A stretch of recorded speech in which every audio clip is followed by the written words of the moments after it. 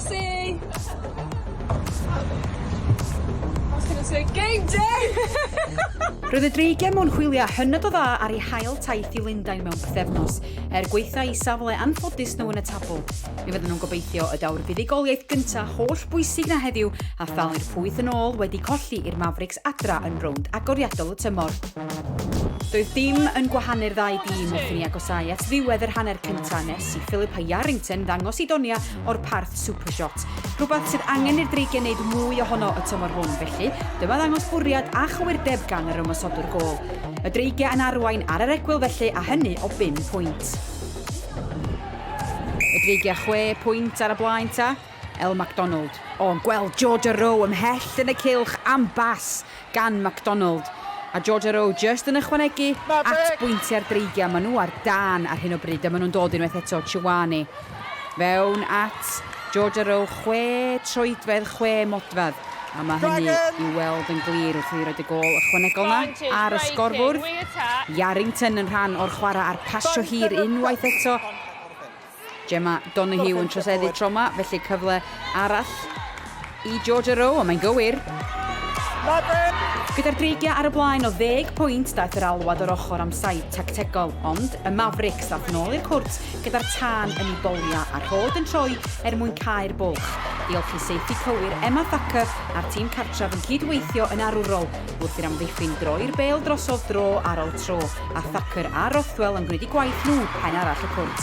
Diolch i'r pwyntiau dwbl a chyfnod o supershot, roedd pethau'n gyfartal 42-1 ar y chwban. Y Dreigiau ar ei hôl I bellach o 2 bwynt, felly maen nhw angen just cadw I penna fan hyn.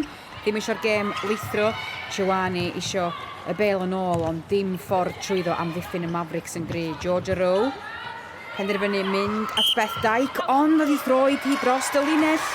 Camgymeriad gan Rowe. Cyfle I Yarrington. Mae hyn 6 munud yn weddill. Cwosi bron a dwy'n y meddiant. Ond Yarrington yn cael cyfle arall a mae'n methu. Sgwni pa mor gostus fydd hwnna i'r Dreigiau. Chwarae I Rowe. Y Mavericks yn troseddu cyfle i'r Dreigiau ddod yn gyfartal fan hyn os ydyn nhw'n llwyddo I sgorio 2 bwynt o parth y supershot, a mae Yarrington yn gwneud just hynny. 3 munud yn weddill o'r gema a mae'n gwbl gyfartal y Dreigiau sy'n dod. Cwosi ddim yn hapus efo honna, cyfle am 2 bwynt arall. 2 bwynt ar y blaen bellach y Dreigiau.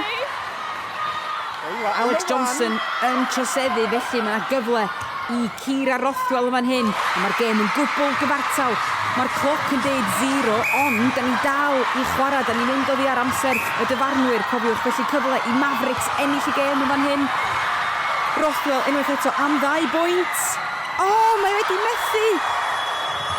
Dyna ni, dyna'r chwpan ola. Da ni'n mynd am amser ychwanegol. Yn hanner cyntaf amser ychwanegol ar 2 dîm yn mynd gôl am ddiffynwyr Mavericks nath serenu wrth i'r 5 munud cyntaf ddod I'w derfyn.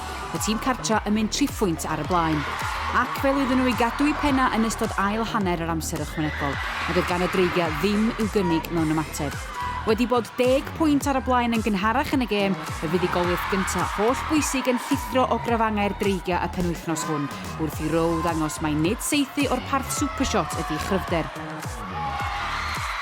London Mavericks yn dathlu wedi ymdrech tîm arwrol, a'r Dreigiau ddim yn sgorio pwynt yn y 5 munud ola. Y sgôr terfynol, Mavericks 72, Dreigiau 61.